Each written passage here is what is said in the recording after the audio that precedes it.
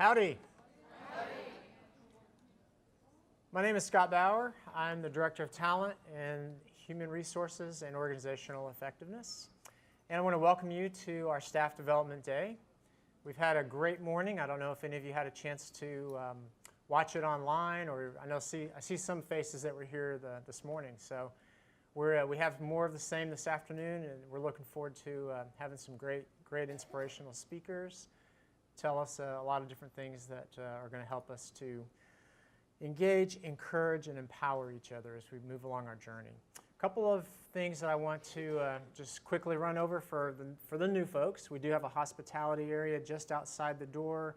As you go out, turn left and left again, and there's a hospitality area there if you need a short little snack or a drink or anything.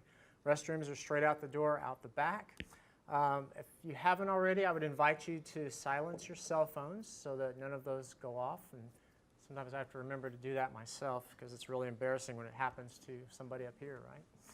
And also, we do have some prizes that we're going to give away in between the speakers. So if you have your tickets, make sure that you hold on to those. We'll have those in between in the breaks. So this year, we've chosen a good theme of engage, encourage, and empower. And so far, the speakers that we've had have done just that. They have really engaged the audiences with their talks, what they really wanted to do to encourage and engage you to be the best that you can be. It's amazing that we are here in this university, and all of us are contributing in ways that we never thought. So as you listen to the speakers and what they say, just think about how you contribute, the people that you've touched, and the lives that you're changing right away. So I also want to thank all of our folks online and welcome you as well. We're glad that you're with us. So without further ado, I want to introduce Dr. Barbara Abercrombie. She is the Vice President of Human Resources and Organizational Effectiveness. Thank you. Howdy. Well, I have the privilege and honor this afternoon to introduce Dr. A Fierke, who is the Provost for the institution and the Executive Vice President here at Texas A&M. And she has served in this role for 7 months. We are really excited that she is here today. And she provides oversight to the academic deans of 16 colleges and schools, 2 special purpose campuses, the university library, and a comprehensive set of academic affairs services and units. I think one of the great things to keep in mind about the provost position, and a lot of people say, so what is a provost? What do they really do? And for some of us, especially for me, when I first came into higher ed, when I was in the corporate world, I had no idea what a provost did. And my assumption was that all they did was work with faculty. But I think one of the great things to keep in mind is that in Dr. Fierke's role, she oversees many administrative academic units that house staff. And so she oversees a large majority of staff on our campus, as well as those of us that are VPs over other divisions. And so we are really excited to have her here today. She comes from the University of Michigan after 15 years there, and her last role was as the Dean of the Rackham Graduate School. She's a world leader in the field of the application of chemistry to enzymes. She is not going to be talking about that today, so we welcome her and give her a big round of applause and thank her for coming today.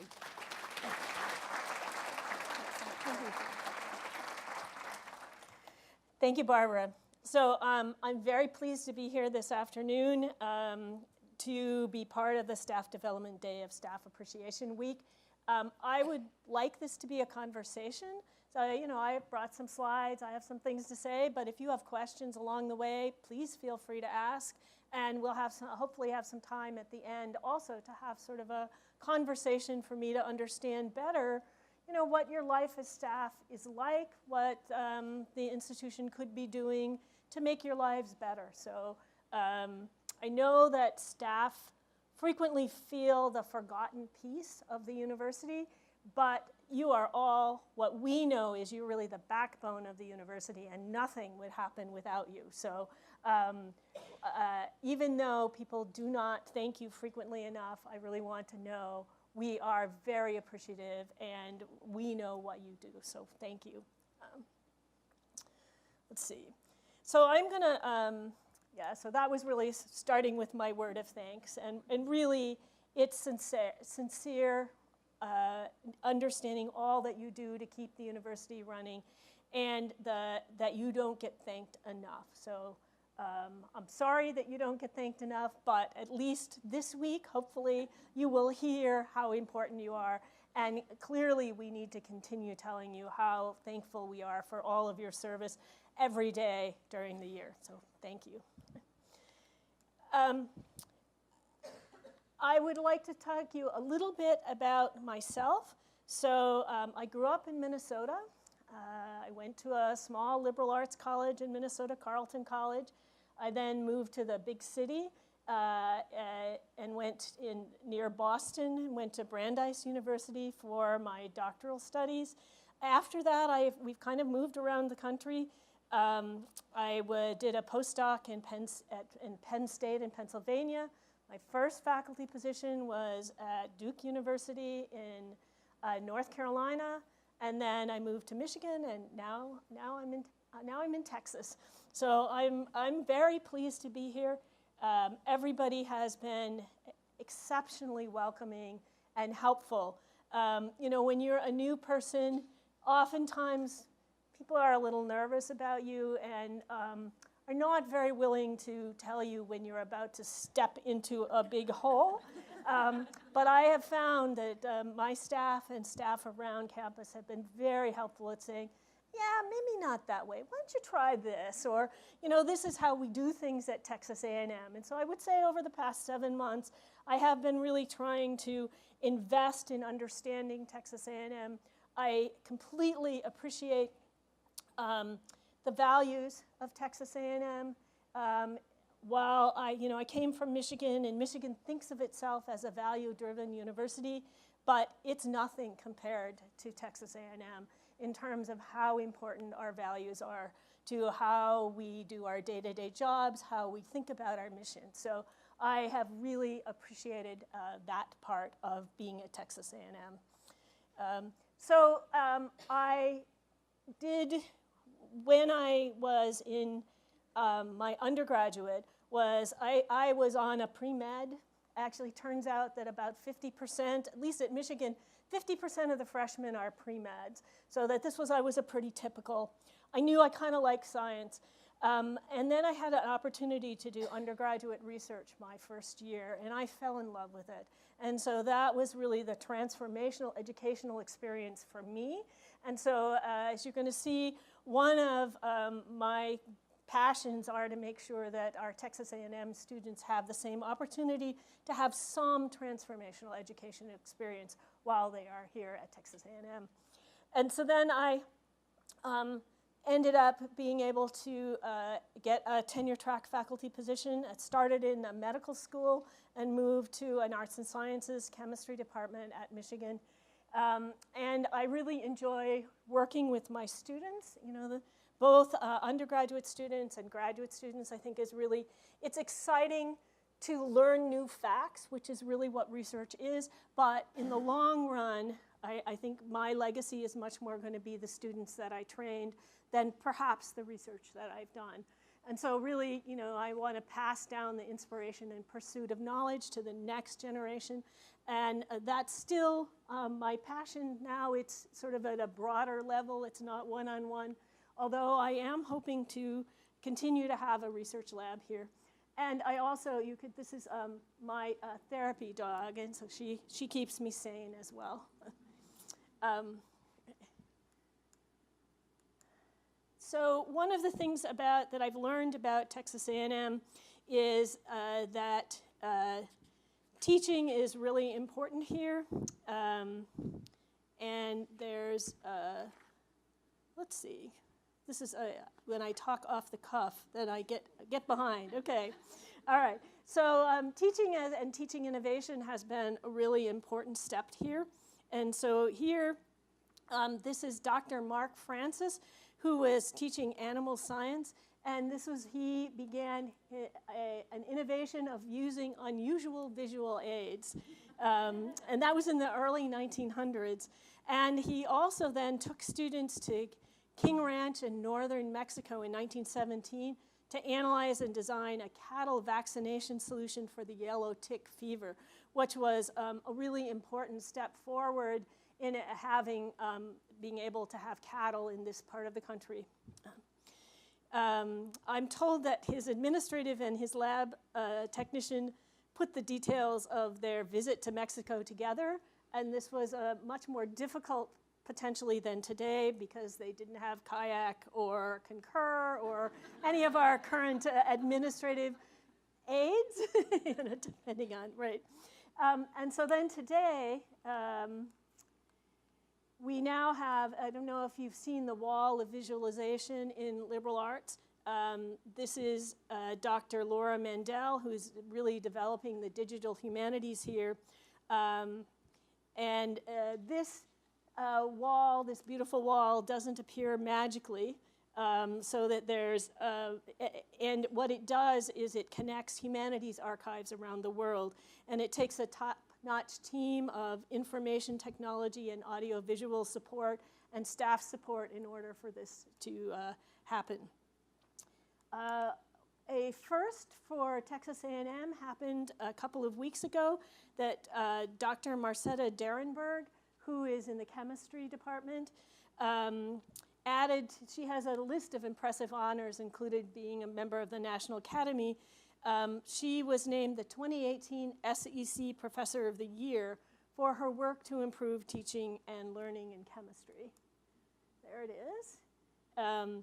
An award comes, with this award, you get to go to the SEC Awards Banquet, which I'm told is an over-the-top awards banquet. It's mainly for athletics, but this is the Professor of the Year and her Provost get to attend this event. So I'm looking forward to that. Should be interesting.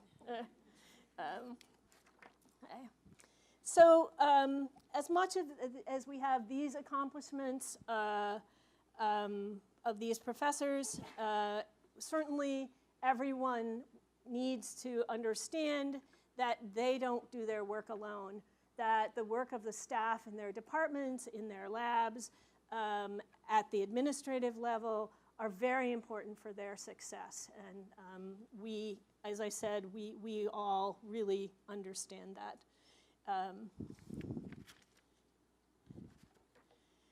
Did I skip one? Well, okay.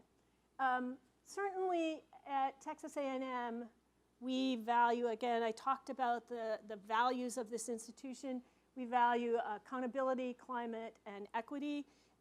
You all know each of your units have a diversity plan, and this diversity plan is really important for moving our institution forward. To help with our moving us forward and our diversity, we have recently recruited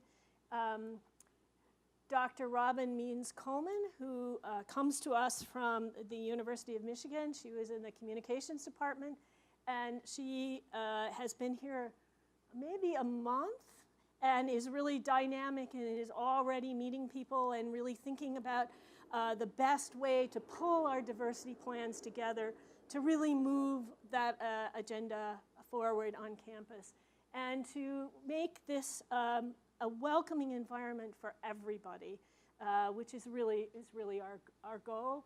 And while we can pull things at the top level, really the only way this works is if each of us have personal accountability, if each of us work to make our environment around us as welcoming to everybody. And so I think that this is, I've been impressed with the work that's going on, but it's clearly an ongoing struggle for us to make it this kind of place. I've already talked about how important staff are, but let me just name a few ways that the university would not exist without the contributions from staff. So they're important for maintaining our operational integrity and establishing our infrastructure for success. So they are essential for keeping our buildings running, keeping our buildings clean, our IT, making sure we can get on the net and that the net is functional, making sure that we're not, we don't have to worry about cybersecurity and an enormous number of things. They are very important for our teaching, research, and service mission. Certainly administrative, no department chair. I was a department chair for about a decade at Michigan, and certainly I could not have survived without my administrative assistant. And what I would say is now as provost, if Vivian didn't handle my calendar, I would never show up at the right place. And in addition, Vivian Medrano, who is my assistant, it tells me how to get to places. She makes sure that everything runs smoothly and does an amazing job. And the same is true for all of our leadership. Having that kind of level of support is really amazing, and it adds to our jobs, being very successful at our jobs. And so we're very thankful. It also, certainly in teaching, there are a large number of staff who work on help our teaching mission, make sure like the registrar's office, make sure that students can get their classes, that the rooms are available, and it's really essential. And also, we also have a big group of staff who create a safe environment for the pursuit of knowledge. So that's our public, our police department, but it's also our environmental and health safety to make sure that our labs are doing things in a safe manner. It's our landscape people who make sure that there's lights on campus and who make sure that their posters are pulled down. So it's a very important piece for moving forward. And then we build connections through advising student services and support.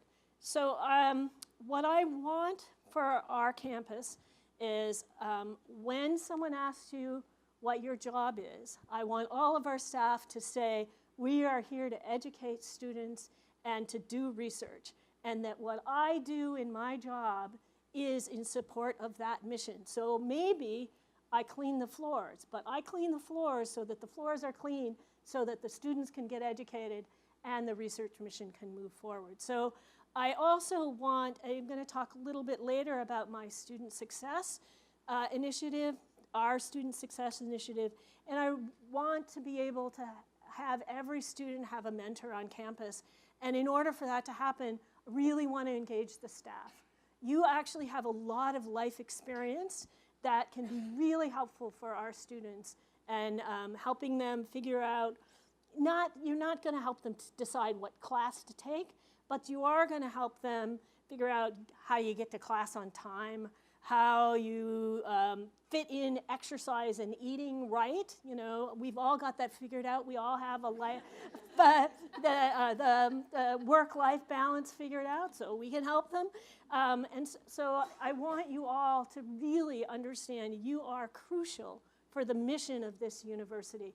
And we don't tell you that often enough, but that is what, it's the truth, and that's where I really want us to go. So we will be working on that in the next year on ways to help you understand your importance to the mission of this institution. Okay. So one of my priorities is to think about increasing student success.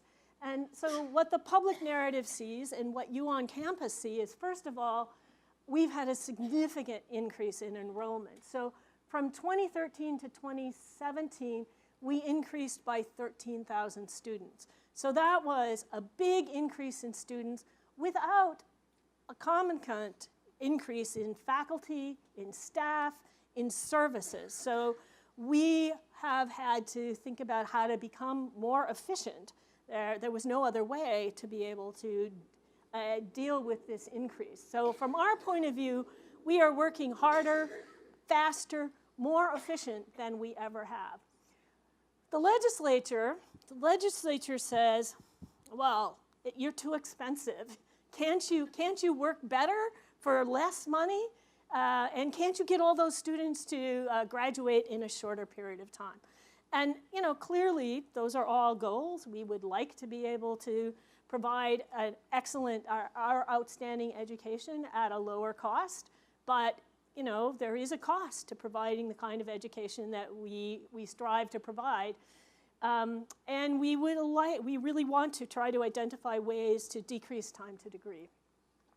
And nationally, there's the confidence in higher education is waning, particular amongst conservatives. There's a narrative that we are bastions of liberalism, and therefore they don't trust the kind of education we're giving to our students.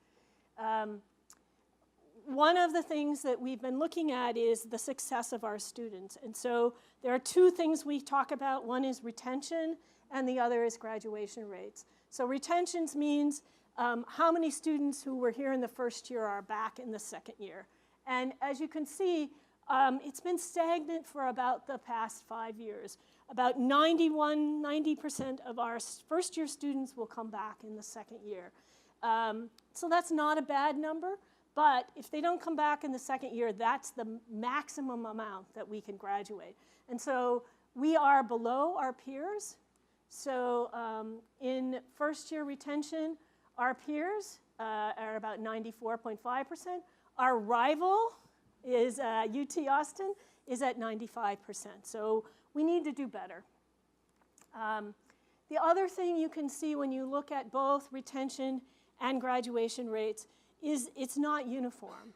So there are certain of our demographic groups who we do not retain as well, particularly in the yellow bar here is our first generation students. And you can see that their graduation and retention rates are generally lower than other students. And so we need to figure out what kinds of programs we can develop to help those students stay in school and be successful and graduate. So we've made goals. Goals are good. Actually, truthfully, my goal would be I want 100% of our students to graduate. Now, that's an unrealistic goal, I know. And so we've now gone to goals that are really closer to our peers, 95% for first year, 65% for 4-year, and 85% for 6-year graduation. So the goal is to graduate more of our students. I want to be able to brag about the number of students we graduate and not the number of students we admit. So that's where I want to go. And I also want to work with our faculty staff to figure out how to begin to eliminate these achievement gaps. So a piece of recent information that came from the New York Times was that financially the worst thing is some college. So if you have some college, it turns out that while the earning power of people with a bachelor's degree has increased, the earning power of having some college is flat to actually slightly decreasing over time, and these students then have debt. So the real goal is to try to get every student who starts college to actually finish college. So what are we going to do? So first off, we're going to start some budget incentives for the colleges, which are, right now, colleges get funded by the number of student credit hours in their school. So when a student leaves their school, that student's gone, and they don't care. I mean, they care, but financially, they don't care, right? And so we are going to move to a budget model where we really focus on retention, so that it's a positive for a college if that student stays in school, even if they switch colleges. And so we hopefully get everybody at the university involved in keeping students in school and finding the right majors. We're also launching this Student Success Task Force. We said May 2018. I don't know. We might not make it May 1st. We will certainly make it by the end of the May. And we really are going to work on initiatives to increase first-year retention rate to this 95%, particularly starting with the cohort in fall 2019. We are putting money into this, so we're allocating about $12 million over 5 years to create programs to help increase the students. As it turns out, if we make those marks, we will more than get $12 million back in tuition. So if we're successful, it's not really like we're putting new money in, we're just jump-starting some of the funding. I have appointed a new provost to oversee student success initiatives. Associate Provost Michael Stevenson is going to become a vice provost in the office. And I'm asking all faculty, staff, and students to commit to helping us figure out how to create an environment to keep students here. And one of the big pieces, we're no longer calling them dropouts, we're calling them stopouts, because we want them to come back. So they're just taking a break, and we're going to get them to come back to school. One of the big things for students who do stop out is a lack of feeling like they belong to the community. And so really one of the pieces is how do we make our students feel part of the community? And that's partly where I would want to particularly get the staff involved in helping the students understand where they fit in the community and working on trying to get mentors for every student. So the other things, some of the things are more radical. So one of my suggestions is to develop meta majors. Right now, our students have to pick a major when they're 17 or 18 before they start college. Now, I have to tell you, I certainly knew nothing about what major I wanted to be in or even what the possibilities were before I started college. I knew I wanted to be involved in science, and I thought I was interested in health science, and so that I could have told you. And so we're thinking about how we might move to a system where there are groups of majors together, so there would be sort of field-specific science, health science, agriculture. And so I am going to charge the committee to actually really look at what might be done in that arena. We're looking at current student success programs. We're looking at how to align our financial aid with student success. I think that, are we not giving enough financial aid for students to be successful? Are we putting our financial aid in the wrong group of students? And really, really looking at this with an eye about student success. And then really thinking about engagement, advising, and mentoring. And I certainly am going to see how we can get everybody on campus, and especially the staff, involved in that.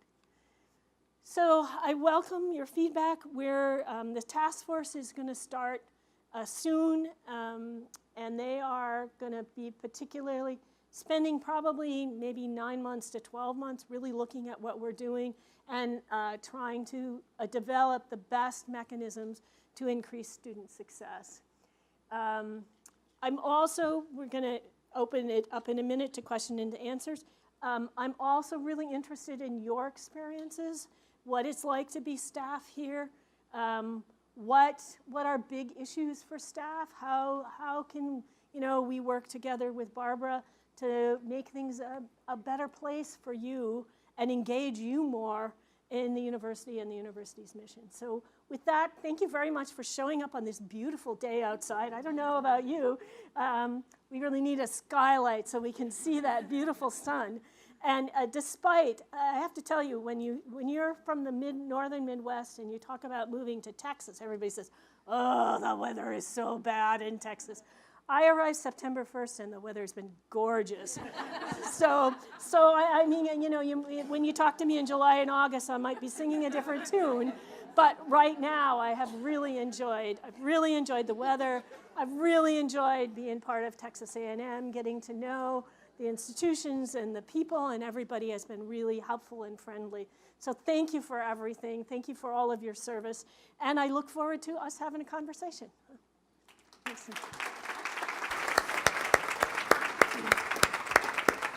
Thank you, Provost. For those of you that weren't here in the morning, we do have a question and answers time. We have 2 microphones for the benefit of everybody to hear the question as well as our television audience. We ask that you raise your hand. I'll call and get the microphone over to you. But I'd like to open up the floor now. We have about 10 or 15 minutes that we can take some questions. So, question right here. Over the weekend, I heard a rumor that maybe all first-year students would be required to live on campus. I'm wondering if that's something you're considering in the success of students in their first year and getting them to stay. So we are considering it. Well, 90%. So there are a couple of categories that we have agreed would not have to be. For instance, people who live in the area and wanted to live at home. The original statement was that we knew that students who lived on campus did better, and we had a higher retention rate. However, we just looked at the data, and it may not be that big a difference. It may be like the difference between 92.1% and 92.6%. So really, I think we need to dig deeper, and particularly also looking, is there differential effects for different demographic groups? And do we think it would be a big enough difference that it's worth the disruption? I'm told that they did this once before and it threw the campus into a tizzy because of they didn't actually give the sophomores and juniors enough time for them to find alternate housing. So if we do it, we'll definitely have enough lead time so everybody can get their housing and it'll work out. And I think also looking at whether it's just being on campus or it's being on campus in a living learning community, and really what we should be doing is focusing on the living learning. So I think there's a lot of data analysis that the task force will be doing to try to tease out, what was the important? Was it being on campus? Was it, living with a group of other students, and what the important pieces are? But it's certainly one thing that they're going to look at. Thank you. Thank you for being brave. The first question. Another question. Or comment. There's somebody. There are 2.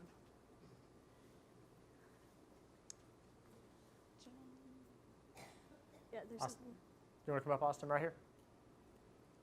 But there was 2. And back there, okay. So first, yeah. Dr. Fierke, thank you for being here this morning.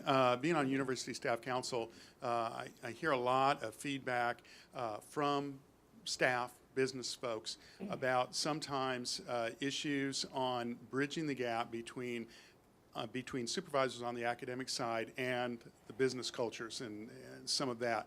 And so I was wondering if you had any ideas or feedback on how we might be able to help in that collaboration when we have folks that are supervising that aren't used to interacting with that business environment. So I think that we are talking about having some more supervisor training, which presumably will help all supervisors sort of better understand what their job, what their role is. If there's a particular divide, thinking about how to get those groups together to talk. Do you want to say something, Barbara? Yes. Shocking, I know. But I wanted to follow up a little bit on a question that the president actually received this morning that I think Doug is segueing into that beautifully. And that is for staff members that are supervised by faculty and by faculty administrators. Sometimes there's this sense that they may not be as supportive when it comes to professional development and development opportunities as some of our other supervisors that have really grown up in that more business environment. And what the president and I have had lots of conversations about is how to, and certainly what Dr. Fierke and I both have had conversations about as well, is how do we ensure that our faculty members, that our faculty administrators that have not grown up in that sense of supervising staff, how do we give them the tools that they need to do their job effectively? And I think that that's exactly what Carol's is addressing, is that, finding ways creatively that we can do that while still honoring their faculty role as well. Yeah, my experience with faculty, so if we're talking about faculty, is that they are not very good supervisors of staff. And this is also, certainly from my own transition, we're used to dealing with graduate students, and how you treat graduate students is different than how one should be interacting with a permanent full-time staff member. At Michigan, the way that things were dealt with was, in fact, they, as much as possible, removed faculty from being advisors of staff. So, if there was somebody who worked in your lab, you could advise them. But in the business office, there were very few faculty involved. So that was one way of dealing with it. The other is really to require faculty to do some kind of supervisory training where they start to understand, what kind of feedback should you be giving staff, what kinds of expectations, what does it mean? It's a 40-hour week. For many of our staff, it is a 40-hour week. If you work longer, you're entitled to overtime. Well, nobody at the university wants to pay overtime. So, helping them really understand what it means to be a supervisor of staff. Now, I would say, in my short experience here and also my experience at Michigan, just because you're a staff person also doesn't mean that you're perfect at being a supervisor. So, I think in general, more help, support, training of supervisors, and also I add department chairs into that with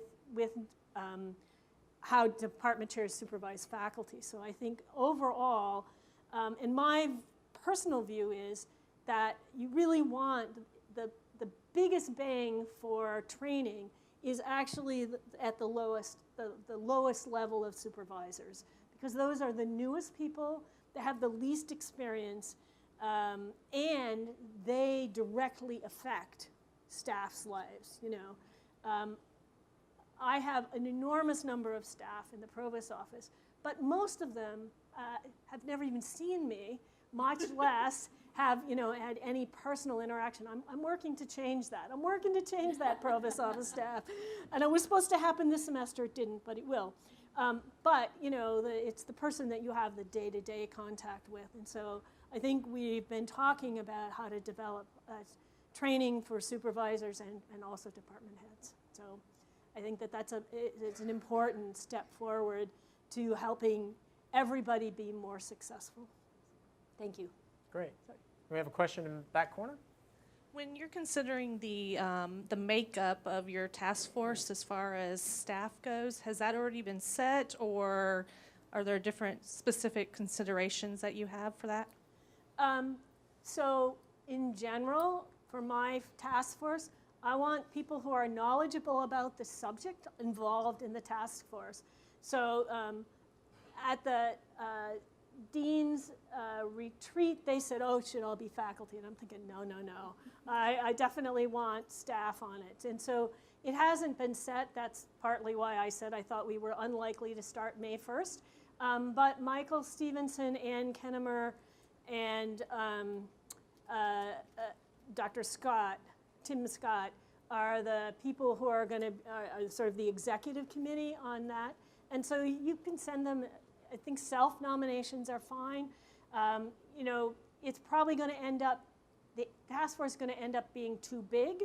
So then we'll probably have subcommittees because, you want to have someone from every college. You want to have, people at this level, people at that level. And so I think a big group is good to make sure you have inclusiveness, but it will get nothing done unless there are subcommittees. So I think that that's the sort of the sense of how we're going to set up that task force. So, please. When you do decide to elect the task force people, could you elect a staff person that is an Aggie parent? I will pass along that suggestion. I mean, it's different. I'm a staff, but it's different, when you're an Aggie parent, you hear all these things and you're just like, so. Yeah, we are also, the iSchool is going to set up a similar task force of students with the same charges as the faculty staff task force, and then we are going to compare notes at the end, so that there will be a really strong voice for the students. There may be students on the big committee, but I think that sometimes students are much more creative when there aren't administrators in the room. So we are going to make sure that the students, we can hear from the student perspective about what they think would make a difference. Question here in the Yes. back. Texas A&M has traditionally been a face-to-face university. I'm sorry, there, got it. Great. What will the role be of online learning moving forward? So clearly the majority, the most important thing is going to continue with our face-to-face or blended, using, I don't know about you, but my daughter's in medical school, and she never went to a lecture because she could listen to the lectures at double time.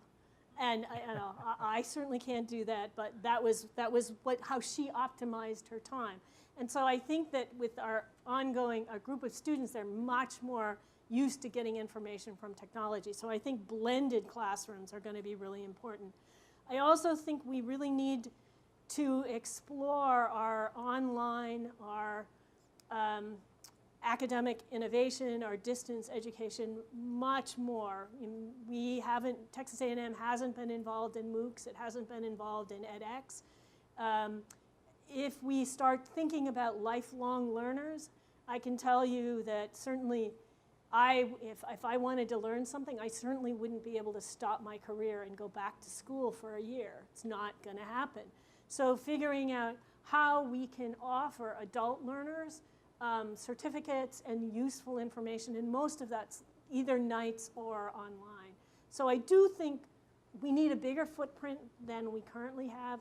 We need to figure out a new way. I think TTVN is a very old technology. I think we need a newer technology for delivering that.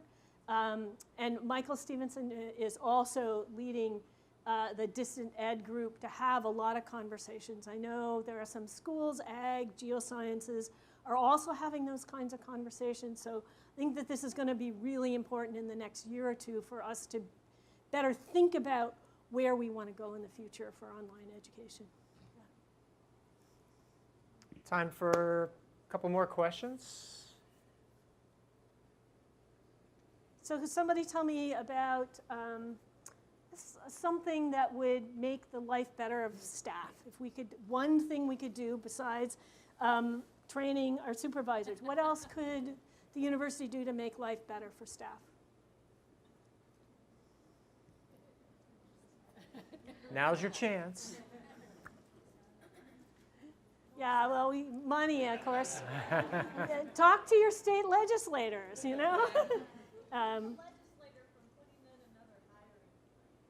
What?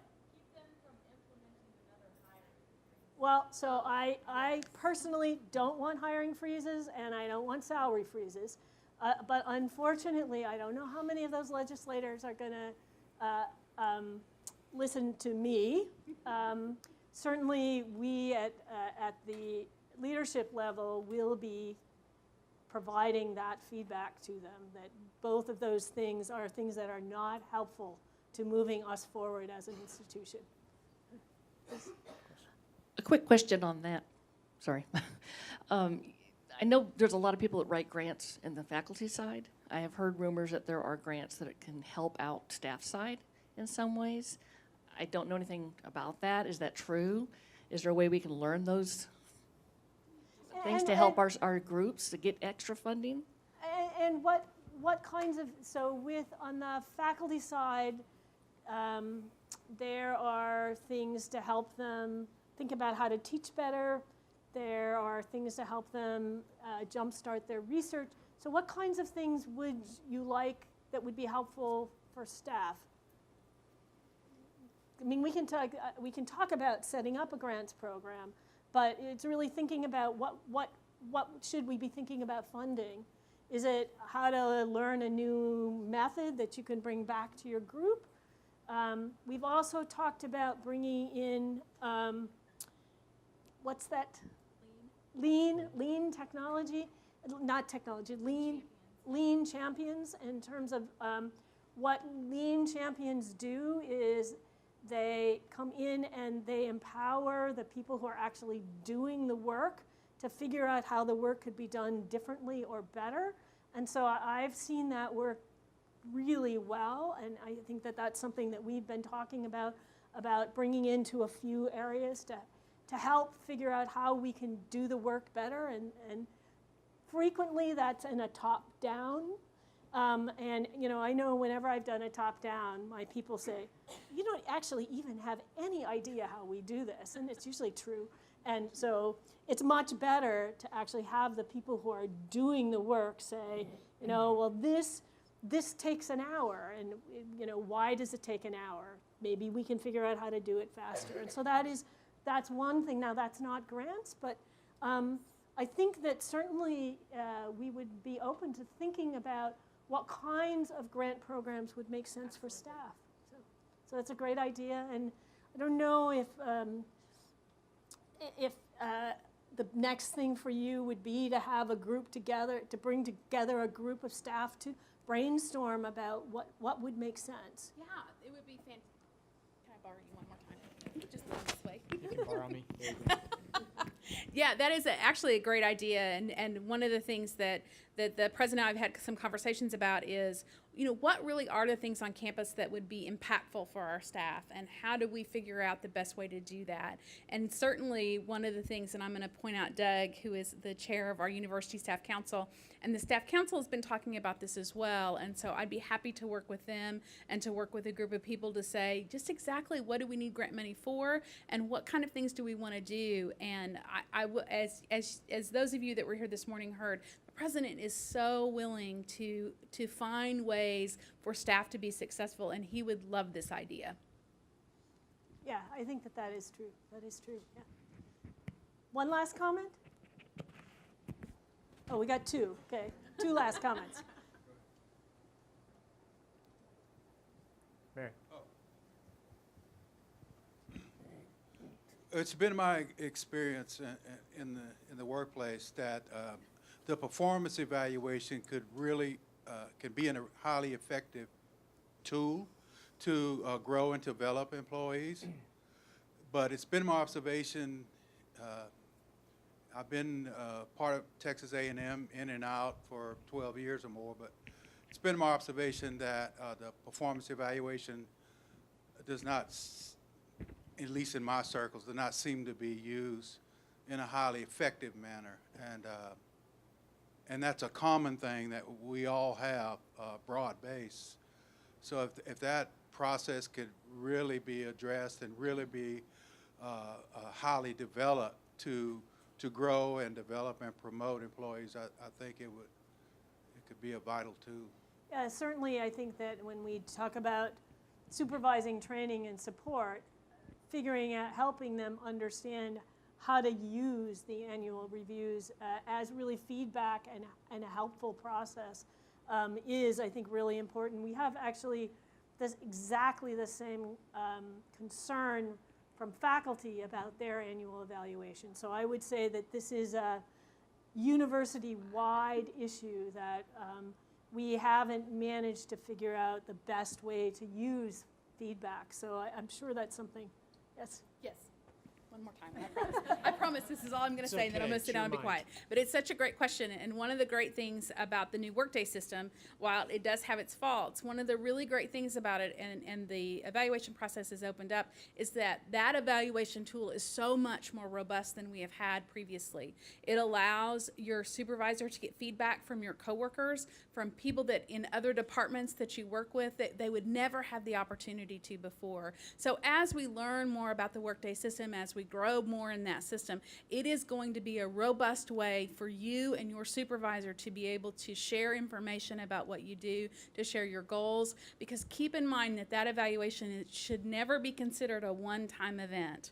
It is a performance management cycle that should be happening year-round, and that is what we are training our supervisors to do. So thank you. But it will take a while.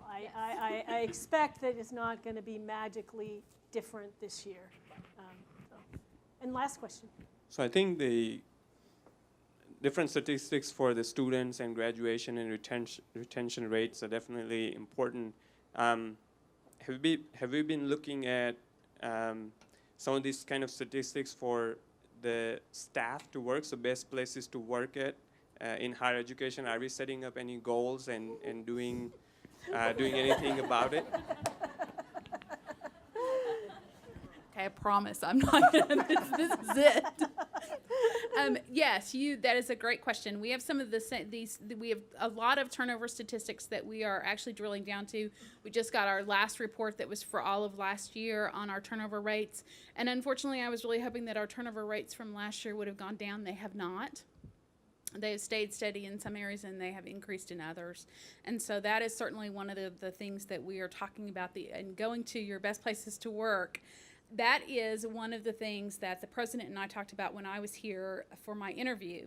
And that is still on our goals to actually go through the process of doing having the Gallup Institute here to do is Texas A&M good enough to be on the best places to work list? And we are looking at that. We are looking at how that would work, what kind of information Gallup needs from us, how much time they'll need to spend with us, and how we can manage that. And I would say, certainly both the president and I are completely supportive of doing a data analysis for our staff like we're doing with our students and figuring out how to retain our best employees. So, thank you. Well, thank you so much. Thank you for your questions. Thank you for your service. And I've really enjoyed having the conversation, and hopefully we'll have another time in the future to talk some more. So thank you.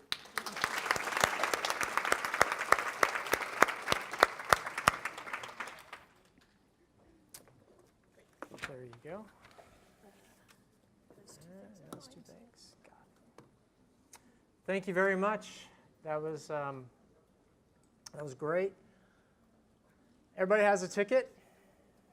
If you want to pull those tickets out, we have a couple of prizes now that we do want to give away.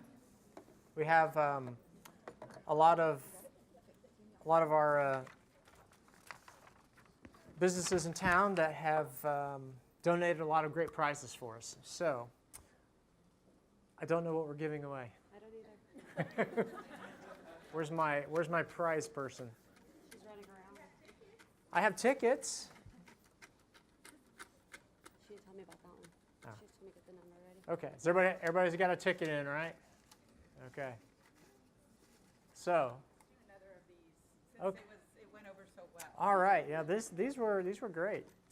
This is Edward Jones. It was donated by Edward Jones. It's an identity theft with aluminum wallet, coupon wallet, $5 Starbucks gift card, a free retirement readiness review meeting, and a $40 gift card to Mad Taco. So that's the way it worked last time. Okay. So I'm going to read, I think, the last three numbers would be 156. 0156. So the whole number 669 0156. No one? You're not here? Going twice. Anybody on TV have this? Okay, then let's go again until we find a winner. Okay. Let's go with the last four digits, 0020. All right, we got one.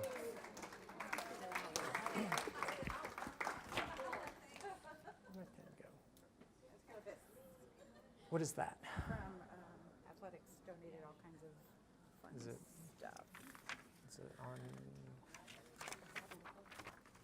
this one? Yes. Okay, from Texas A&M softball and baseball, we have Aggie gear, baseball cap, beanie, crew shirt, and a T-shirt. So, everybody grab your tickets. Last four, 0016. Oh, all right, over here. Great. And then in the interim until we get back, until I find out what the next prize is, if anybody lost a bracelet, it was found over by where we were having lunch. It was kind of in the line. So if anybody lost a bracelet, come back up here and see me and see if we can get it back to its owner. So we are about 5 minutes away from our next series of speakers. So we have a break built in. So if you want to get up, stretch your legs, there's a hospitality to the left, bathrooms in the back. Come back at 2:30 and we will be getting started promptly then. Thank you.